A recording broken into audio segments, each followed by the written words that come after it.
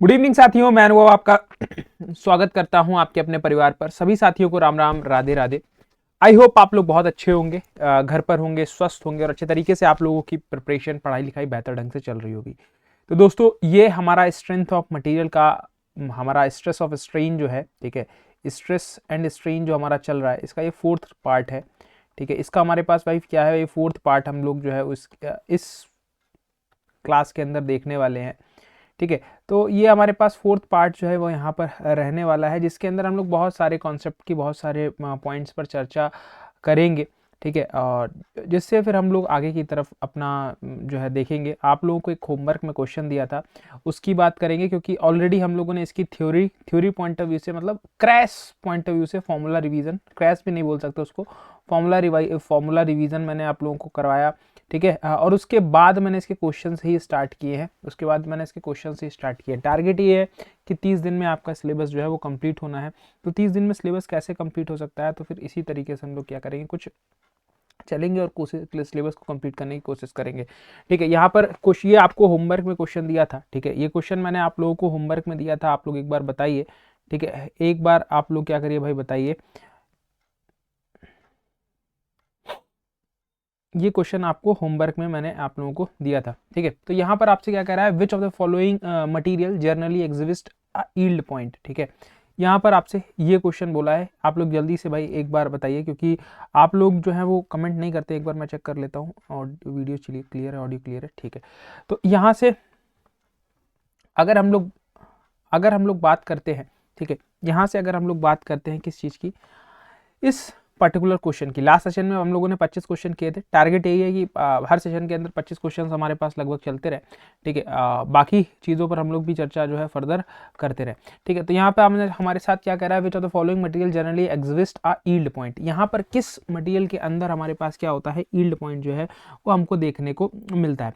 ठीक, ये आपसे पूछा गया। क्या आपसे पूछा है, कास्ट आयरन। भाई कास्ट आयरन तो आपका ब्रिटल मटेरियल होता है, तो सर यहाँ पर तो होता नहीं। सॉफ्ट ब्रास में भी नहीं होता, ग्लास में भी नहीं होता। क्या आपके पास सर माइल्ड स्टील में ही होता है। सर स्टील, माइल्ड स्टील कैसी है सर, आपके पास हॉट रोल्ड माइल्ड स्टील है। तो माइल्ड स्टील में आपको बता देता हूं, यहाँ पर स्ट्रेस और स्ट्रेन डायग्राम जो है क्या कुछ इस तरीके से बनता है, या फिर आपके पास क्या sir complete stress strain diagram कुछ इस तरीके से बनता है। और ये पॉइंट जो है आपके पास क्या होते हैं सर, यील्ड पॉइंट होते हैं। ठीक है, तो यील्ड पॉइंट आपको कहाँ पर देखने को मिलेंगे, एमएस में देखने को मिलेंगे। बाकी जो ब्रिटल मटेरियल्स होते हैं उनमें अगर हम लोग बात करें, ठीक है, उसमें अगर आपसे बात करूँ जैसे कास्ट आयरन का, तो कास्ट आयरन का आपके पास ये ग्राफ कुछ इस तरीके से बनेगा। ग्लास का ये ग्राफ, इसमें पहले ही आपके पास क्या आ जाएगा सर, फ्रैक्चर आ जाएगा, कुछ आपके पास ये आ जाएगा। ब्रास के लिए कुछ आपके पास और पहले आ जाएगा, तो ये आपके पास लेट सपोज ये कि आपके पास सॉफ्ट ब्रास। ठीक है, सॉफ्ट ब्रास, तो ये आपके पास क्या है सर, ये ग्राफ्स आपके पास बनेंगे। तो यहाँ पर कोई भी यील्डिंग नहीं होती। ठीक है, यहाँ पर यील्डिंग नहीं होती। यील्डिंग आपके पास सिर्फ और सिर्फ एक में ही आपके पास माइल्ड स्टील में आपको देखने को मिलती है। ठीक है, तो ऑप्शन बी आपके पास क्या है भाई, यहाँ पर करेक्ट आंसर हो जाएगा इस क्वेश्चन का। ठीक है, चलिए नेक्स्ट क्वेश्चन पर चलते हैं। नेक्स्ट क्वेश्चन देखिए क्या कह रहा है, G by E equals to 0.4। G by E आपको दे दिया है कितना बेटा, यहाँ पर 0.4 दे दिया है। पॉइजन्स रेशियो आपसे पूछा है, पॉइजन्स रेशियो कितना होगा। आपको इक्वेशन पता है क्या sir, equals to 2g1 + mu. देखो मैं आपको बार बार इसी वजह से करा रहा हूँ जिससे आप लोग इजिली कर पाओ। इक्वल्स टू 2g, मतलब इस पर पूरा भेजिए, 2/g1 + म्यू, ये आपके पास बचा। ठीक है, ये आपके पास जो है वो बचा। अब देखो यहाँ से आपके पास दो तरीके हैं इसको सॉल्व करने के। ये आपके पास ई जी है, जी बाई ई है, तो इसको आप क्या लिख सकते हो, इसको आप ई बाई जी लिख सकते हो। बोलो बिल्कुल लिख सकते हैं। क्या सर 1/0.4 लिख लेंगे, बोलो बिल्कुल सर, यहाँ से बिल्कुल कर लेंगे। ठीक है, तो यहाँ से अगर आप बात करोगे तो 1 में क्या सर 2 × 0.4। ठीक है, इक्वल्स टू हमारे पास 1 + म्यू। ठीक है, तो यहाँ से अगर आप इसको सॉल्व करना चाहोगे, ठीक है, क्योंकि हमने इसको रिवर्स कर दिया। ठीक है, तो यहाँ से हमारे पास क्या सर 1/0.8 इक्वल्स टू हमारे पास क्या सर 1 + म्यू। हमारे पास आपके पास अब इसका मतलब हमारे पास क्या होता है सर, इसका मतलब अगर हम यहाँ से देखें, तो अगर आप इसको देखोगे तो यहाँ से आप ऊपर 0 लगाओगे तो आपके पास क्या हो जाएगा सर 5/4। तो यहाँ से अगर आप देखोगे तो 5/4 - 1 इक्वल्स टू क्या है सर आपके पास म्यू। तो यहाँ से अगर आप म्यू निकालना चाहोगे तो आपके पास क्या है सर 5 - 4 डिवाइडेड बाई 1/4 आपके पास क्या आ जाएगा, म्यू आ जाएगा। 1/4 का मतलब, इसका मतलब सर कितना होता है 0.25 होता है। कितना होता है सर 0.25, इसका मतलब होता है ऑप्शन बी आपके पास क्या है सर, ऑप्शन बी आपके पास करेक्ट आंसर है। ठीक है, ऑप्शन बी आपके पास क्या है भाई, करेक्ट आंसर जो है वो हो जाएगा, option B correct answer.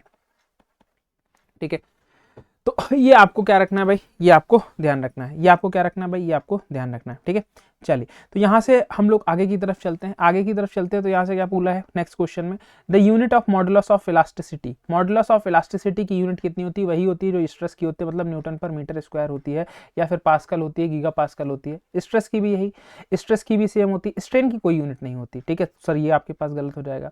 Stress की यूनिट आपके पास सेम होती है, मॉडुलस ऑफ रिजिडिटी की भी सेम होती है, लेकिन फोर्स की सर न्यूटन होती है, ठीक है, फोर्स की न्यूटन होती है, तो सर ये भी गलत। स्ट्रेन की तो कोई यूनिट ही नहीं होती, तो सर आपके पास क्या बच गया? ऑप्शन डी ही बचा। तो आपके पास स्ट्रेस की भी यूनिट सेम, प्रेशर की भी आपके पास unit same, modulus of rigidity की भी सेम, तो ये आपके पास यूनिट आपके पास क्या होती है सर? सेम होती है, ठीक है। अब लेकिन ये नहीं बोल सकते हो कि इनकी कौन सी यूनिट सेम होती है सर, आपके पास न्यूटन पर मीटर स्क्वायर या फिर पास्कल, ठीक है, या फिर पास्कल। लेकिन अब प्रेशर की एक यूनिट जो है वो बार भी होती है, ठीक है, तो बार जो है वो इक्वल्स टू नहीं होगा, ठीक है, बार नहीं होती है मॉडुलस ऑफ इलास्टिसिटी की या फिर रिजिडिटी की या फिर स्ट्रेस की वैल्यू, ठीक है, ये चीज भी समझ के चलना। बार प्रेशर की यूनिट तो होती है, लेकिन बाकी किसी की यूनिट नहीं होती है, ठीक है। नेक्स्ट क्वेश्चन देखिए, क्या कह रहा है? Uniform straight rod is subjected to a axial load, which of the following statement correct. मतलब कोई एक आपके पास यूनिफॉर्म स्ट्रेट रॉड है, ठीक है, जो कि बेसिकली आपके पास क्या कर रही है भाई? एक्सियल लोड आपके पास वो उस पर लग रहा है, ठीक है। कौन सा स्टेटमेंट करेक्ट है? It induce a maximum shear stress on transverse plane, it induce a maximum normal stress on the plane at 45 degree of the axis of rod, it induced the maximum shear stress on the plane inclined at 45 degree to axis of rod. तो यहाँ से अगर हम लोग चर्चा करेंगे, ठीक है, यहाँ से अगर हम लोग चर्चा करते हैं तो यहाँ से हमारे पास क्या हो जाएगा, ठीक है, यहाँ से हम लोग चर्चा करते हैं तो यहाँ से हमारे पास क्या, देखो यहाँ से अगर हम लोग बात करें, ठीक है, तो आपके पास क्या है कि आपके पास मैक्सिमम शियर स्ट्रेस क्या होगा? It induce maximum shear stress on the plane inclined at 45 degree axis of rod. तो यहाँ पर ऑप्शन सी जो है यही आपके पास क्या होगा? आपके पास करेक्ट होता है, क्योंकि ये आपके पास अगर मैं बात करूं कॉम्प्लेक्स स्ट्रेस का सवाल है, यहाँ पर आपके पास है जब स्ट्रेस लगा होता है तो इसके 45 डिग्री पर आपके पास क्या होता है सर? आपके पास 45 डिग्री और 135 पर आपको क्या मिलता है सर? आपको मिलती है मैक्सिमम शियर स्ट्रेस। जैसे आप कोई स्टेट ऑफ स्ट्रेस डिजाइन करना चाहोगे तो कुछ इस तरीके से, तो मतलब अगर ये नॉर्मल है तो यहाँ पर आपके पास क्या मिलता है? 45 डिग्री पर, 45 डिग्री पर ही आपको क्या मिलता है सर? बोलोगे कि आपके पास मैक्सिमम शियर स्ट्रेस। बोलो सर यहाँ पर 45 कहाँ है? ये तो 90 हो गया भाई। आपके पास हम लोग क्या करते हैं, जैसे मोहर सर्कल में हमारे पास यहाँ से 45 मिलेगा, लेकिन मोहर सर्कल में वो चीज आपके पास कैसे जाती है सर? 90 पर जाती है, ठीक है। क्यों? वहां पर सारे एंगल्स क्या हो जाते हैं? दुगने हो जाते हैं। ये आपके पास सिग्मा और ये हमारे पास टाउ, तो यहाँ पर दिखाते हैं ना टाउ मैक्सिमम शियर स्ट्रेस, तो इस वजह से वो 90 है, ठीक है। बाकी ये होता आपके पास क्या है? 45 डिग्री ही है, ठीक है। 45 डिग्री पर आपको क्या मिलेगा सर? देखने को ये मिलेगा आपके पास क्या सर? आपको मैक्सिमम शियर स्ट्रेस। तो ये तो जनरली डायरेक्टली क्वेश्चन ही है, कॉन्सेप्ट ही है, तो इस पर ज्यादा डिस्कशन नहीं करते हैं।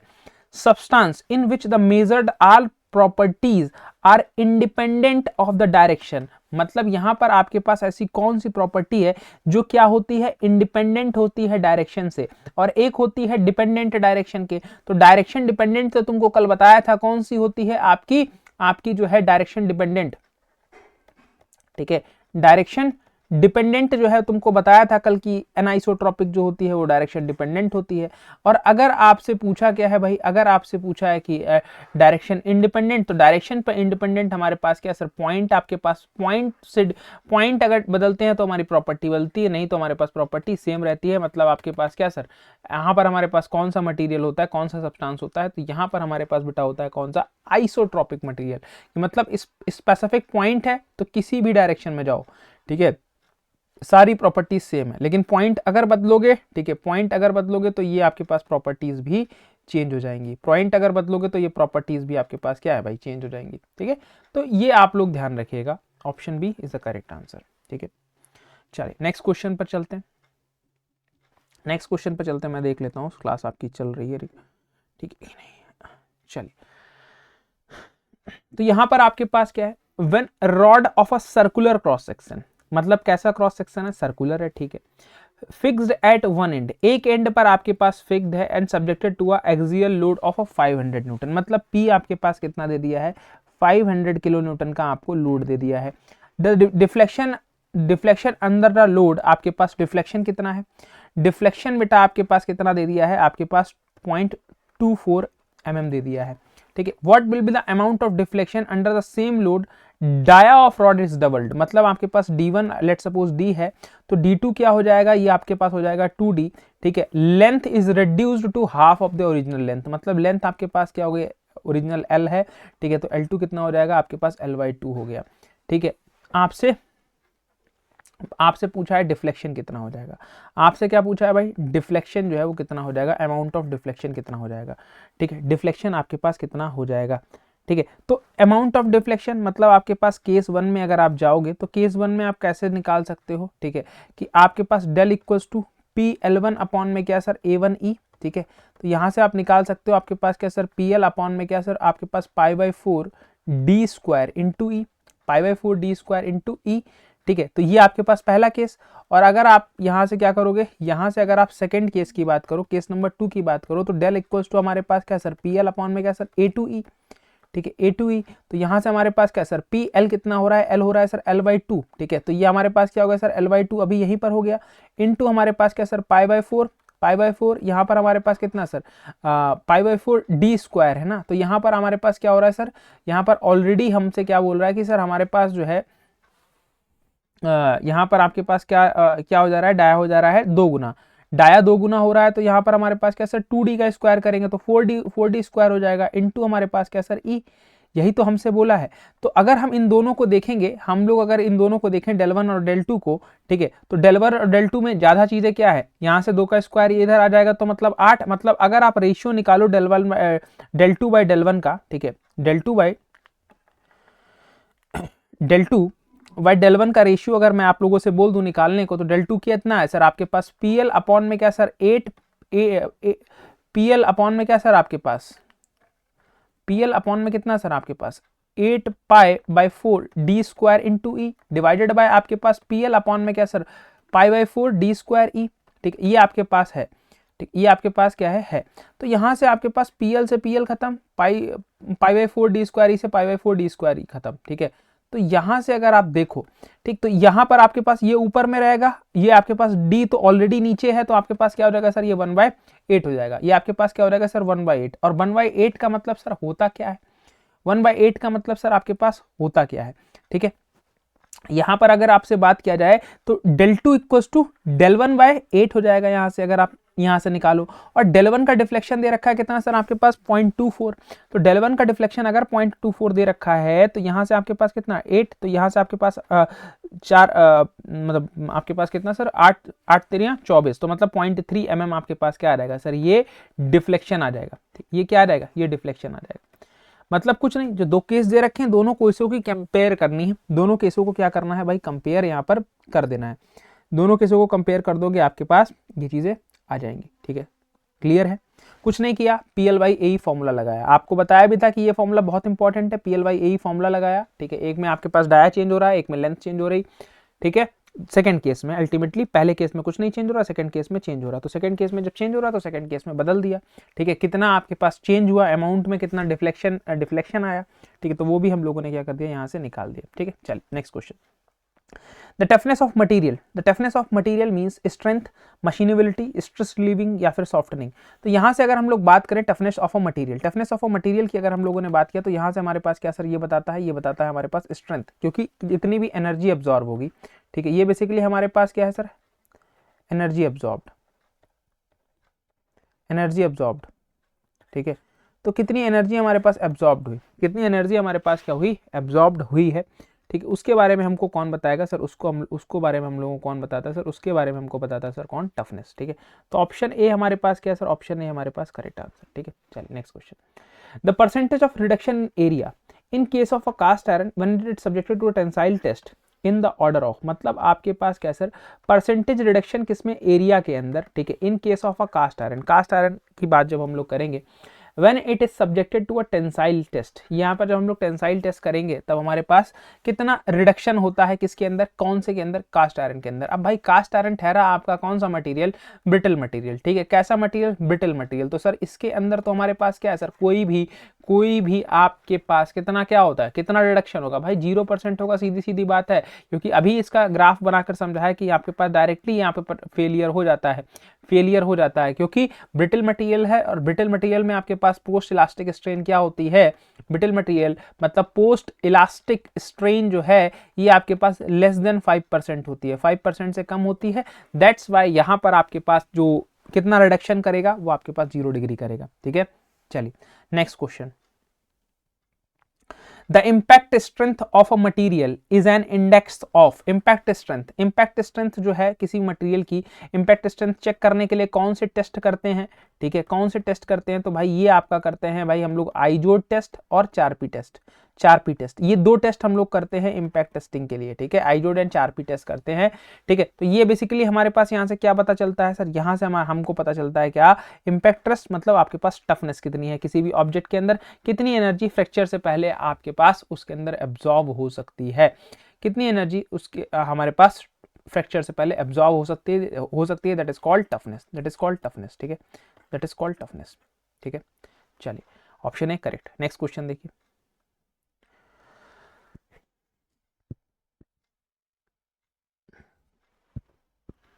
In case of a fatigue loading of a material, the stress level corresponding to the infinite life, आपके पास क्या sir, the in case of a fatigue loading of a material, the stress level corresponding to infinite life, ये आपके पास क्या है, loading limit, fatigue limit, endurance limit, tensile limit.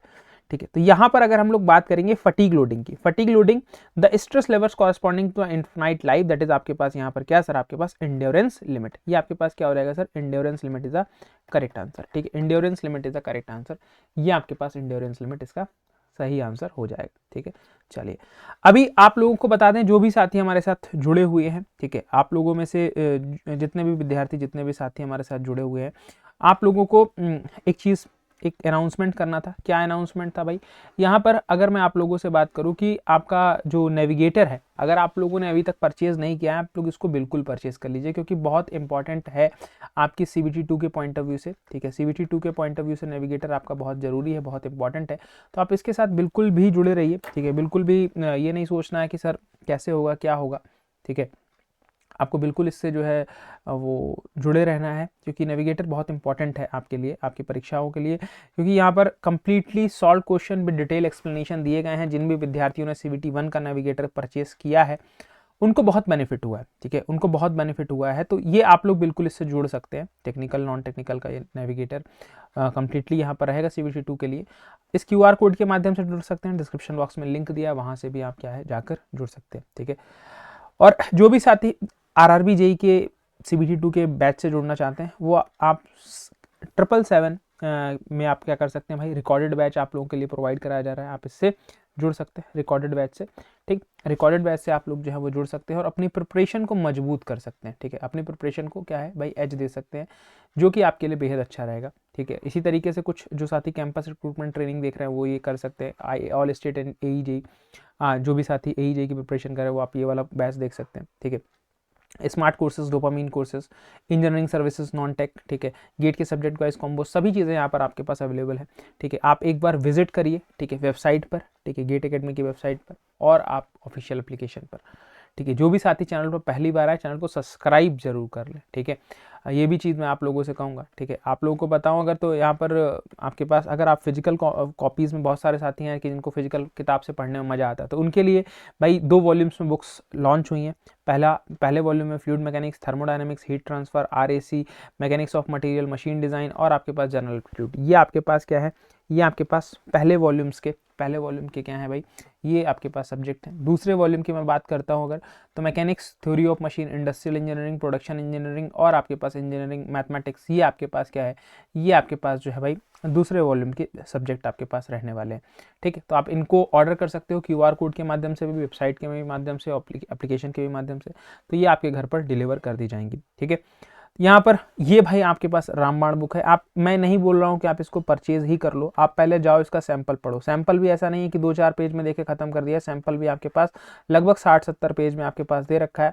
आप आराम से पढ़िए, ठीक है, आराम से पढ़िए और इन्जॉय करिए सब्जेक्ट को। ठीक है, मतलब थ्योरी ऑफ मशीन का, थर्मोडायनेमिक्स का, यहाँ पर आपके पास क्या है सर, सैंपल प्रोवाइडेड है, आप इसको आराम से पढ़ सकते हैं। ठीक है, आराम से क्या कर सकते हैं भाई, पढ़ सकते हैं और इसको आराम से पढ़कर, ठीक है, इसको आराम से पढ़कर आप लोग क्या करिए, आप लोग फिर इसको एंजॉय करिए, ठीक है, क्योंकि फिर ये बहुत ज़रूरी है, बहुत ज़बरदस्त तरीके से आपके पास रहेगा, ठीक। इस क्यूआर कोड के माध्यम से जब इसको आप जब पढ़ेंगे एक बार तो आपको मजा आएगा, अच्छा लगेगा, क्योंकि कंप्लीटली कॉन्सेप्ट है, थ्योरी है, फॉर्मूलाज हैं, सारी चीज़ें। और शॉर्ट नोट्स के लिए तो रामबाण है, जिसके भी शॉर्ट नोट्स नहीं प्रिपेयर हैं, ठीक है, उसको नहीं आता शॉर्ट नोट्स प्रिपेयर करना, तो भाई आप इस बुक को रेफर कर लो, ठीक है। उसमें बस हाईलाइटर अपने साथ रखना कि जो जो चीज़ें तुमको बार बार भूलता है उसको बस हाईलाइट कर लो, ठीक है। बाकी कुछ आपको इसके बाद अलावा प्रैक्टिस ही करनी है, बाकी आपको कुछ और चीज़ों पर ध्यान नहीं देना है, ठीक है। आप इतना ही करोगे, आप सेलेक्ट हो जाओगे, बिल्कुल, ठीक है। चलिए नेक्स्ट क्वेश्चन देखिए एक बार जल्दी से, सभी लोग जितने भी साथी हैं एक बार नेक्स्ट क्वेश्चन देखिएगा। तो यहाँ से हमारे पास क्या कह रहा है, the Poisson's ratio of a rubber, rubber का पॉइजन्स रेशियो कितना होता है। तो इसके बारे में अभी हम लोगों ने थोड़ी देर पहले डिस्कस किया था कि पॉइंट लास्ट सेशन के अंदर, तो ये कितना होता है सर 0.48, 0.46 से 0.48, जनरली 0.5 भी लिखा होता है तो 0.5 लेकर आपको चलना है, ठीक है। तो ऑप्शन सी करेक्ट आंसर, ठीक है। चलिए नेक्स्ट क्वेश्चन पर बात करते हैं। The capacity of a material to absorb energy when it is elastically deformed, मतलब आपके पास capacity of a material to absorb energy, मतलब आपके पास एनर्जी एब्जॉर्व करने की कैपेसिटी जब हमारे पास क्या हो, ऑब्जेक्ट हमारे पास कैसा हो सर, इलास्टिकली डिफॉर्म हो, तो कौन सा होगा सर, रेजिलियंस, डक्टिलिटी, टफनेस या फिर यील्ड स्ट्रेस। तो ये आपके पास क्या है भाई, ये आपके पास है रेजिलियंस, ये आपके पास क्या है सर, रेजिलियंस, कि मतलब आपके पास इलास्टिक लिमिट के अंदर जो आपके पास क्या है सर, एनर्जी एब्जॉर्व हो रही है किसमें, आपके पास डिफॉर्मेशन में, ठीक है, that is called resilience, that is called resilience, ठीक है। चलिए नेक्स्ट क्वेश्चन पर आते हैं, नेक्स्ट क्वेश्चन पर मूव करते हैं, नेक्स्ट क्वेश्चन पर मूव करते हैं, नेक्स्ट क्वेश्चन पर मूव करते हैं।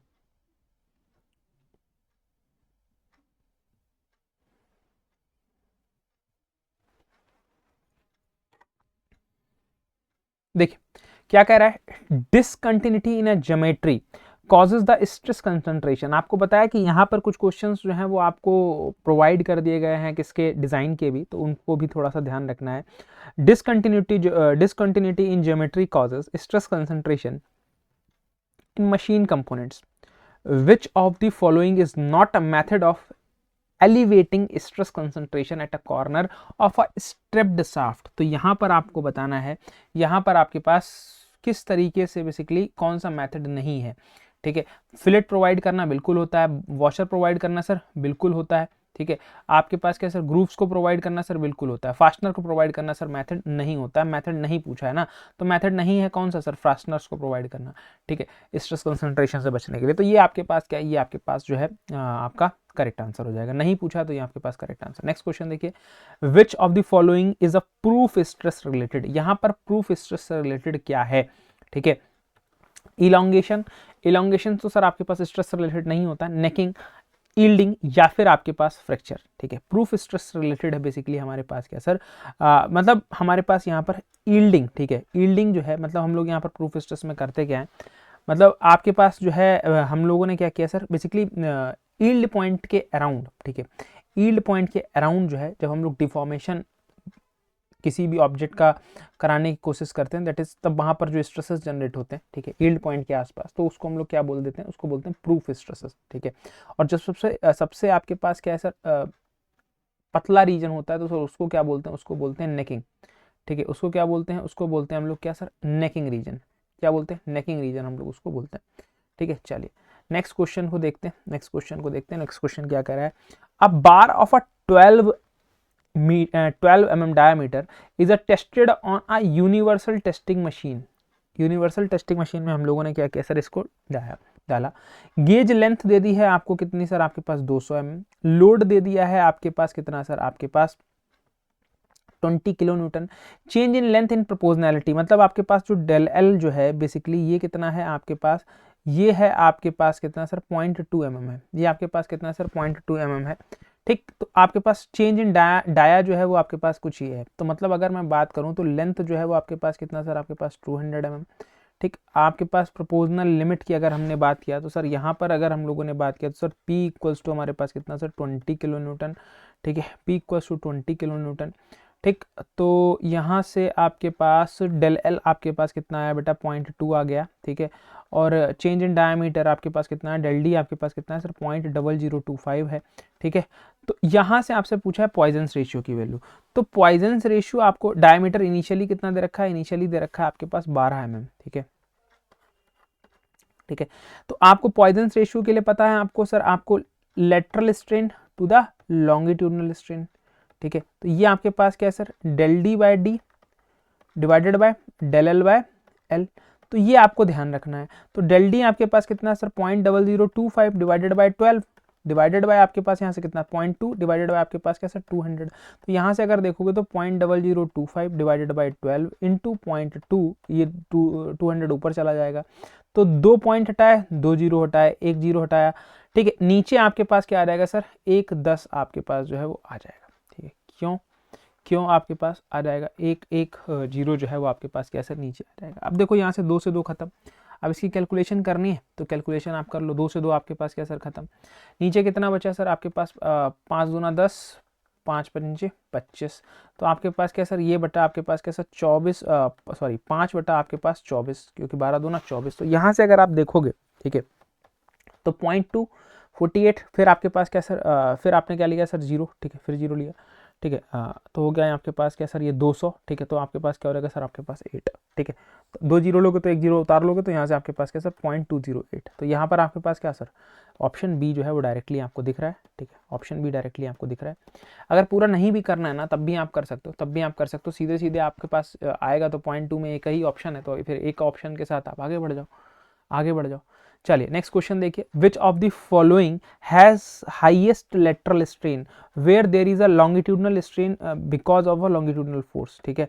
मतलब आपके पास इसके अंदर किसके अंदर आपके पास हाईएस्ट जो है वो लेटरल स्ट्रेन होती है, ठीक है। लेटरल स्ट्रेन हाईएस्ट किसके अंदर होती है, ठीक। देखो हाईएस्ट लेटरल स्ट्रेन हाईएस्ट होने का मतलब क्या, तो आपको पता है कि भाई लेटरल टू द लॉन्गिट्यूडनल होता है पॉइजन्स रेशियो, ठीक है, लॉन्गिट्यूडनल होता है, ठीक है। आपको ये पता है, आपको यही पता है, आपको नहीं पता सर कुछ भी, ठीक है। अब तुमको पूछा है कि हाईएस्ट, भाई जिसका जितना म्यू ज्यादा होगा, ठीक है, जिसका जितना म्यू ज्यादा होगा, ये म्यू कैसे ज्यादा हो सकता है, जिसका जितना लेटरल ज्यादा, जिसका जितना लेटरल स्ट्रेन जो है वो अगर आपके पास ज्यादा हुआ, मान लो लेटरल स्ट्रेन तुम्हारा बहुत ज्यादा है, तुम्हारा म्यू भी ज्यादा होगा, ठीक है। और म्यू ज्यादा होगा तो बेसिकली आपके पास क्या है, आपके पास बेसिकली आपके पास क्या है भाई, लेटरल स्ट्रेन ज़्यादा है लॉन्गिट्यूडनल स्ट्रेन से। तो यहाँ पर आपके पास क्या है, बेसिकली ये आपके पास क्या है सर, यहाँ पर रबर ही आपको दिख रहा होगा ऐसा कि जो सबसे ज़्यादा आपके पास कंटेन करता है, तो रबर आपके पास करेक्ट आंसर हो जाएगा, ठीक है। रबर आपके पास करेक्ट आंसर जो है वो इस क्वेश्चन का हो जाएगा, ठीक है। अच्छा क्वेश्चन है, ठीक है, इसको स्टार मार्क कर लो, अच्छा क्वेश्चन है, फंस सकते हो इसमें अगर नहीं ये कॉन्सेप्ट पता है, ठीक है। चलो नेक्स्ट क्वेश्चन पर देखो, नेक्स्ट क्वेश्चन को देखो क्या कह रहा है, Young's modulus and the thermal stress developed in the rod of diameter, आपके पास कितना सर डाया दे दिया है सर 2 सेंटीमीटर, एंड लेंथ दे दी है सर आपके पास 2 मीटर, ठीक है, इस 200 गीगा पास्कल। मतलब आपके पास क्या सर, आपके पास अगर यहाँ पर बोला है आपके पास यंग्स मॉडुलस, तो ई बराबर आपके पास कितना है सर 200 जीपीए गीगा पास्कल, और आपके पास सिग्मा टीएच जो है ये कितना बोल दिया है 288 एमपीए मेगा पास्कल, ठीक, respectively. This experience heating from the temperature, आपके पास इस टेम्परेचर रेंज से, मतलब डेल्टी जो है वो कितना है सर आपके पास 150 माइनस 30 डिग्री सेंटीग्रेड। तो यहाँ पर आपके पास 120 डिग्री सेंटीग्रेड, ये आपके पास क्या होगा सर, ये हो गया। The rod has been restricted in the original position, rod को क्या किया है भाई, रिस्ट्रिक्ट किया है कहाँ पर सर, ओरिजिनल पोजीशन में, ठीक है। Calculate the value of the thermal expansion, thermal expansion की वैल्यू आपको क्या करनी है सर, कैलकुलेट करनी है। थर्मल एक्सपेंशन की वैल्यू कैलकुलेट करनी है, तो मतलब अगर मैं बोलूँ अल्फा की वैल्यू कैलकुलेट करनी है, तो तुम्हारा फॉर्मूला क्या होता है, sigma T H equals to alpha del T into E, ठीक है, यही होता है। डेल टी कितना दे रखा है सर आपके पास, दे रखा है 288, ठीक है, 288 मेगा पास्कल है, यहाँ पर गीगा पास्कल दे रखा है, तो इसको चेंज कर लोगे। डेल टी आपके पास 120, और ये कितना है आपके पास, ये दे रखा है तुम्हारे पास कितना 200 गीगा पास्कल, तो ये आपके पास क्या sir 200 into 200 into into into into आपके पास क्या सर 3, 200 इंटू 3 आपके पास डायरेक्टली ये कन्वर्ट हो गया, ये आपके पास कन्वर्ट हो गया, बाकी कुछ नहीं करना, ठीक। तो अब अगर अल्फा निकालना है तो 288 डिवाइडेड बाय, ये देखो यहां से तो अल्फा अगर निकालना है तो यहाँ पर आपके पास कैसे 288 डिवाइडेड बाय 120 इंटू 200 इंटू 10⁻³ ठीक है। तो यहाँ से अगर तुम देखो सिंपल कैलकुलेशन करवाऊँ अगर तुमको, तो यहाँ से देखो सब में ऊपर में क्या है 10⁻⁻5 है और इसमें 4 है ठीक है। तो तुम 5 जो है या फिर तुम 6 को निकाल लो, यहाँ से कितना देखो 3 और 2 आपके पास कितना 3 और 2 5 और 1 6 ठीक है। तो यहाँ से अगर लिखना चाहोगे तो यहाँ से कितना सर आपके पास हो जाएगा ठीक है। यहाँ से अगर आप देखो तो आपके पास क्या सर ये आपके पास यहाँ से अगर आप इसको काटो 100 और ये कितना हुआ सर 144 ठीक है। और इसको काटो तो आपके पास क्या सर 12 ठीक है। नीचे आपके पास क्या होगा सर 10। तो आप यहाँ से देखो सर आपके पास 12 इंटू 10⁻⁻6 ऐसा कुछ ऑप्शन है, बोलो नहीं है सर ठीक है। तो यहाँ पर अगर एक देखो तो यहाँ पर आपके पास क्या है सर 1.2 इंटू 10⁻⁻5 है। तो यही हो जाएगा, यहाँ से क्या हो जाएगा सर, इसको यही लिख सकते हैं 1.2 इंटू 10⁻⁻5 डिग्री सेंटीग्रेड। तो ये ऑप्शन ए जो है वो आपके पास क्या सर, ऑप्शन ए आपके पास ये करेक्ट आंसर हो गया ठीक है। ऑप्शन ए आपके पास क्या हो गया सर, ये करेक्ट आंसर हो गया ठीक है। ऑप्शन ए आपके पास करेक्ट आंसर हो गया ठीक है। चलिए नेक्स्ट क्वेश्चन पर चलते हैं।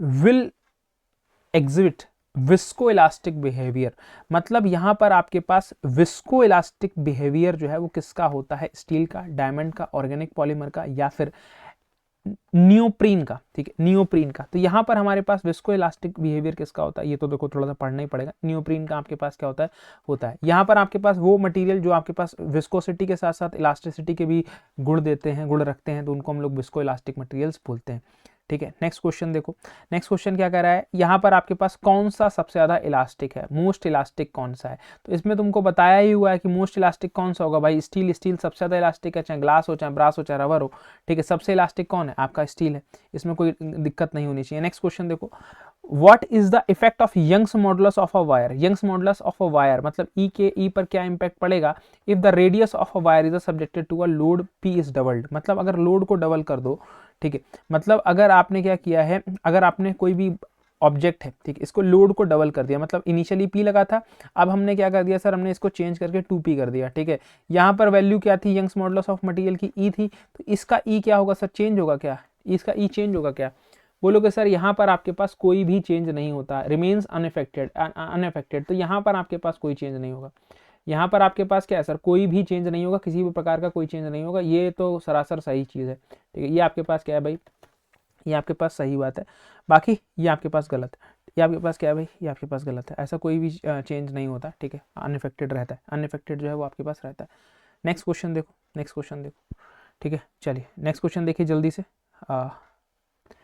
देखिए, which of the following is a correct graph for stress strain curve for an ideal elastic strain. Ideal elastic strain के लिए पूछा है। देखो यहां पर अगर हमने बात किया ठीक है, किसके लिए, आइडियल इलास्टिक स्ट्रेन के लिए ठीक। तो यहां पर अगर हम सबसे पहले कुछ और ग्राफ्स पर चर्चा कर लेते हैं। तो ये आपके पास परफेक्टली प्लास्टिक का है, परफेक्टली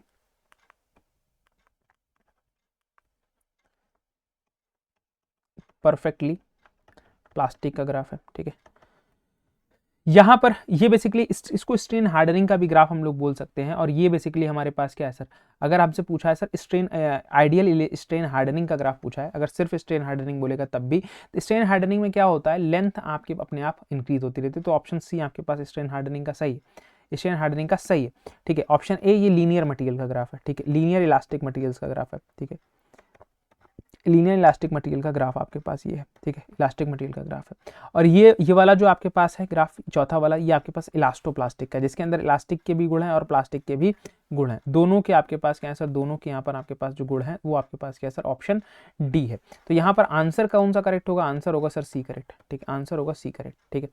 चलो नेक्स्ट क्वेश्चन, बस 2-3 क्वेश्चन और है, इनको देखो फिर नेक्स्ट सेशन में चर्चा करेंगे ठीक। यहाँ से आपसे क्या बोला है, the elongation produced in a bar due to self weight के हिसाब से ठीक, सेल्फ वेट के हिसाब से। तो सेल्फ वेट के केस में आपको कल फॉर्मूला डायरेक्टली लिखवाया था कि डेल इक्वल्स टू हमारे पास क्या होता है सर, आपके पास हमारे पास gamma gamma L square upon में 2e होता है, ठीक है, गामा एल स्क्वायर में 2e होता है आपके पास, लेकिन गामा को हम लोग क्या लिख सकते हैं सर, रोजी लिख सकते हैं, और रोजी को क्या लिख सकते हैं सर हम लोग इनको यहाँ पर लिख सकते हैं 9.81 इंटू रो, ये लिख सकते हैं। तो ये आपके पास बस यही किया है 9.81 into rho L square upon में क्या सर 2e। तो ये कहाँ ढूंढ लो आंसर, यही आंसर होगा, डायरेक्टली फॉर्मूला है, ठीक है। तो यहाँ पर आपके पास क्या है, हाँ 2e, तो ऑप्शन आपके पास क्या है सर, बी आपके पास करेक्ट, बी आपके पास क्या है भाई करेक्ट आंसर। ये चीज़ आपको तो कल बताई थी, ये चीज़ आपको क्या करी थी भाई, कल बताई थी, तो इसमें किसी को दिक्कत होनी नहीं चाहिए, ठीक है। चलो नेक्स्ट क्वेश्चन देखो, हुक्स लॉ। अब हुक्स लॉ पूछा है, अब हुक्स लॉ में आपके पास क्या है, Hooke's law is stress is directly proportional to the strain, ठीक है, यही तो आपके पास होता है, stress is directly proportional to the strain, तो ऑप्शन बी आपको डायरेक्टली दिख रहा है, ठीक है। बीच में हटा के proportionality sign modulus of elasticity लगा लेते हैं, जिसको यंग्स मॉडुलस भी बोलते हैं, ठीक है। तो ये आपके पास ही हो गया। आज के सेशन का सेकंड लास्ट क्वेश्चन यही रखते हैं। यहाँ से आपसे क्या कह रहा है, the steel rod original length आपके पास क्या है, ओरिजिनल लेंथ आपके पास 200 mm है, ठीक है। फाइनल लेंथ आपके पास कितनी है, एल फाइनल आपके पास 200.2 mm है। After application of a tensile load, tensile load के एप्लीकेशन के बाद, ठीक है, टेंसाइल लोड का एप्लीकेशन कितना है sir, P equals to 20 kilo newton, what will be the strain developed in a rod, strain developed आपके पास कितनी होगी, ठीक है। तो यहाँ से स्ट्रेन कैसे डेवलप हो सकती है sir, change in length upon में क्या sir, original length, change in length आपके पास क्या sir, L final minus change in length अगर हम लोग बात करते हैं तो यहाँ से हमारे पास क्या सर, आपके पास L final minus L initial upon में क्या सर, एल इनिशियल, ठीक है। तो एल फाइनल आपके पास क्या सर 2 मतलब चेंज देख लो ना, सीधे सीधे 0.2 आएगा, यहाँ पर आपके पास क्या सर 200 आएगा। तो यहाँ से अगर आप देखो तो आपके पास क्या सर, ये आपके पास हो जाएगा 100, यहाँ पर हमारे पास 1, तो यहाँ से हमारे पास क्या सर 0.001, 0.001 में कहाँ पर सर, ऑप्शन सी में है, तो ऑप्शन सी आपके पास ये करेक्ट आंसर, ठीक है, करेक्ट आंसर, ठीक। चलिए नेक्स्ट क्वेश्चन देखिए, नेक्स्ट क्वेश्चन देखिए, देखिए ये जबरदस्त क्वेश्चन होते हैं, ठीक है, ये मुझे बहुत प्यारे लगते हैं क्वेश्चन, ये क्वेश्चन जो है मुझे बहुत प्यारे लगते हैं। देखो a bar having a cross section area, मतलब क्रॉस सेक्शन एरिया जो है बार का, किसी भी बार का आपके पास क्या है सर 700 mm स्क्वायर है, कोई दिक्कत वाली बात नहीं। सब्जेक्ट है ना एक्सियल लोड पोजीशन इंडिकेटेड, यहाँ पर आपके पास दिखाया गया है कि कहाँ कहाँ पर कैसा फोर्स लगा है, पूछा किसमें, क्यूआर सेगमेंट में पूछा है, क्यूआर सेगमेंट में पूछा है। देखो क्यूआर में पूछा है तो सिर्फ क्यूआर को देखो, ठीक है, लेकिन लोड की कैलकुलेशन हमेशा एक तरफ से करी जाती है, चाहे लेफ्ट साइड से कर लो चाहे राइट साइड से कर लो, ठीक है। अब क्यूआर को देखना है तो क्यूआर को 20 से तोड़ दो, ठीक है, 20 से तोड़ दो, अब इधर लोड देख लो, ठीक है, टेंसाइल लगा है 63 का, ठीक है, माइनस लगा है 35, ठीक है, इधर इधर कैलकुलेट कर लो कितना आ रहा है, ठीक है। तो यहाँ पर अगर आप देखोगे तो कितना आ जाएगा ये, इधर कितना हो गया सर, ये हो गया 25, 25 और 3 28, ठीक है, बोलो ठीक है सर। अगर तुमको राइट साइड से कैलकुलेशन करने का मन है, 49 लगा है टेंसाइल में, 21 लग रहा है कैसे सर, कंप्रेसिव में, कंप्रेसिव का माइनस लोगे तो यहाँ से आपके पास यहाँ से भी 28 आएगा।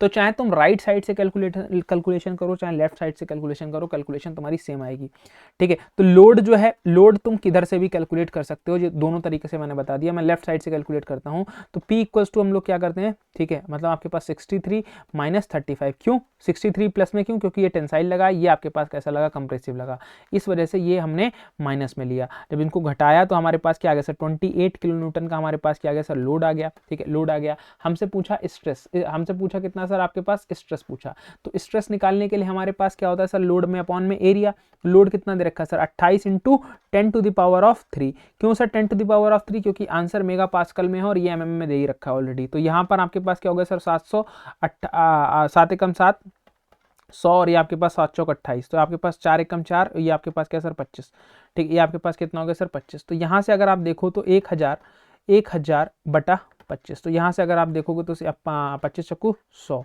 मतलब यहाँ से आपके पास क्या sir 40 Newton per metre, Newton पर एमएम स्क्वायर, ठीक है। तो इसको हम लोग क्या लिख सकते हैं, न्यूटन पर एमएम स्क्वायर को, न्यूटन पर एमएम स्क्वायर को ही हम लोग मेगा पास्कल भी लिख लेते हैं, मेगा पास्कल भी लिख लेते हैं। तो 40 mega pascal is the correct answer. क्यों लिख लेते हैं इसको, क्यों लिख लेते हैं उसको सुन लो, उसको भी बता देता हूँ कि क्यों लिख लेते हैं। देखो आपके पास क्या होता है, अगर आपके पास न्यूटन पर जैसे आपके पास मेगा पास्कल है, ठीक है, जैसे आप लोग के पास क्या है, आपके पास मेगा पास्कल है, ठीक है, मेगा पास्कल है, मेगा का मतलब कितना sir 10 to the power of 6, ठीक है, और इसका मतलब क्या sir newton per metre square, newton per metre square pascal का, ठीक है, पास्कल का मतलब क्या होता है न्यूटन पर मीटर स्क्वायर।